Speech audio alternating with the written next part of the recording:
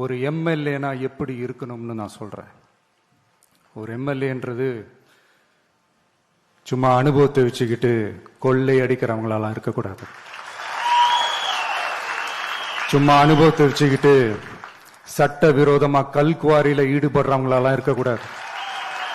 சும்மா அனுபவத்தை வச்சுக்கிட்டு கேள்வி கேட்கிற பிரஸ் ரிப்போர்ட்டர்ஸா தாறுமாறா தாக்குறவங்களாலாம் இருக்கக்கூடாது.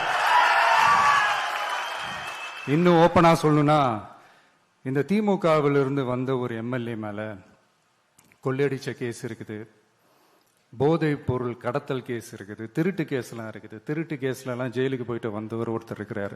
நீங்க கூட யோசிக்கலாம் அவர் யாரு அப்படின்னு. நீங்க யோசிக்கலாம் அந்த எம்எல்ஏ யாருன்னு உங்களுக்கு யோசிக்க தோணும். இன்னொரு க்ளூ வேணா நான் தரேன்.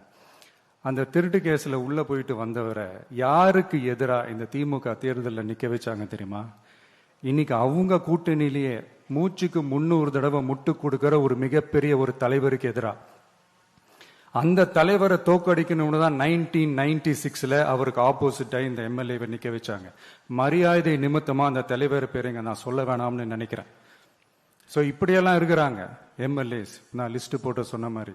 ஆனா எம்எல்ஏஸ்னா சும்மா இல்லை, ஒரு தொகுதிக்கான அந்த மக்களுக்கான எல்லை காப்பாளர்கள். அப்படி